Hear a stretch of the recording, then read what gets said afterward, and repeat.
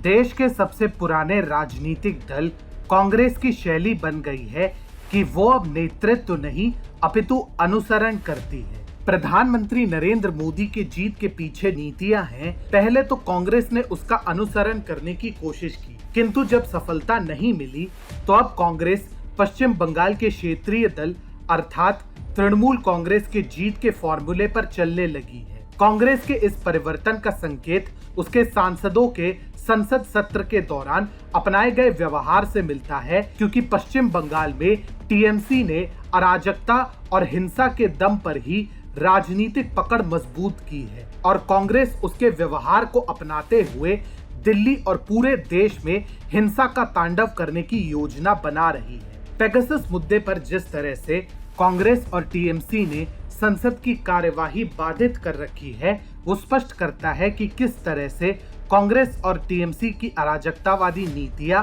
राष्ट्रीय स्तर पर बंगाल की तरह अस्थिरता पैदा कर सकती हैं। टीएफआई पर आपका स्वागत है और मैं अनिमेश पांडे आपको बताने जा रहा हूं कि कैसे टीएमसी और कांग्रेस मिलकर देश भर में बंगाल की चुनावी हिंसा वाली साजिश कर रहे हैं और कैसे इसके संकेत संसद में अराजकता फैलाकर तृणमूल कांग्रेस ने दे दिए।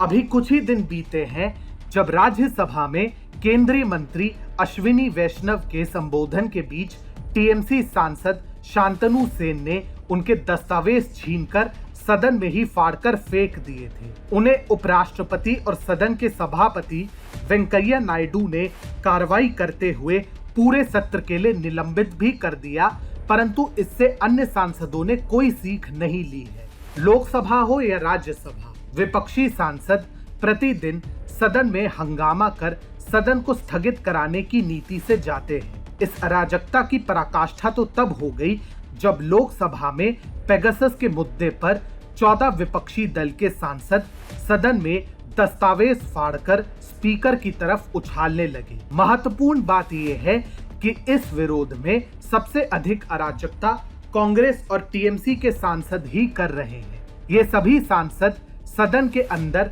पर्चे फाड़ने के साथ ही खेला होबे का नारे लगा रहे थे।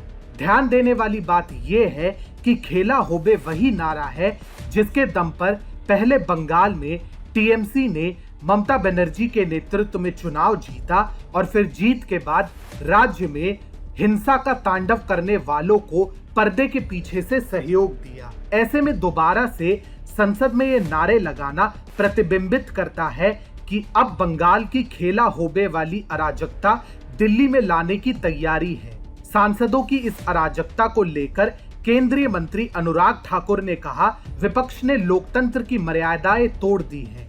कांग्रेस और तृणमूल कांग्रेस के सांसद लगातार संसद की मर्यादाएं तोड़ रहे हैं। विपक्ष आखिर चर्चा से क्यों भाग रहा है? सदन में हर विषय पर चर्चा जरूरी है। पश्चिम बंगाल के विधानसभा चुनाव में ममता की जीत के बाद से ही कांग्रेस ममता को लुभाने की कोशिश कर रही है। राहुल गांधी के नेतृत्व में कांग्रेस की जो स्थिति है वो पार्टी को गर्त में ले जा रही है। इसके चलते कांग्रेस तृणमूल कांग्रेस से 60 गांठ के माध्यम से पीएम मोदी के विरुद्ध 2024 लोकसभा चुनावों के लिए रणनीति बनाने में लगी है।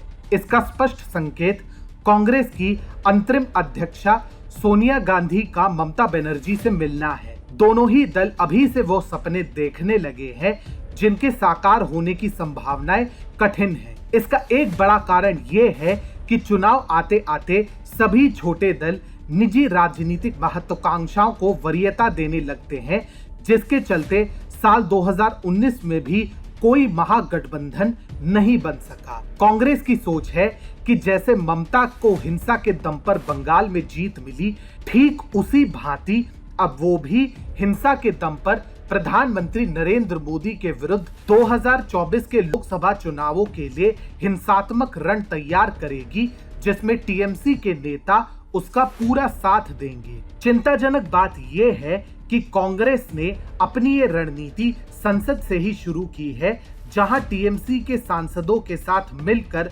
उसके नेता भी खेला होबे का नारा लगा रहे हैं एवं जब सदन की कार्यवाही अराजकता के कारण स्थगित करनी पड़ती है तो ये सभी बाहर आकर चर्चा की मांग करने का ढोंग करने लगते हैं। इन विपक्षी सांसदों को निश्चित ही ये ज्ञात नहीं है कि उनके क्रियाकलाप संसद टीवी के कैमरों के माध्यम से आम जनता को भी दिखते हैं और देश की जनता अब ये समझ चुकी है कि आखिर कांग्रेस ममता बनर्जी से करीबी क्यों बढ़ा रही है, क्योंकि उसकी योजना 2021 के बंगाल विधानसभा चुनाव की हिंसा का तांडव 2024 के लोकसभा चुनाव के लिए दिल्ली और पूरे देश में फैलाने की है।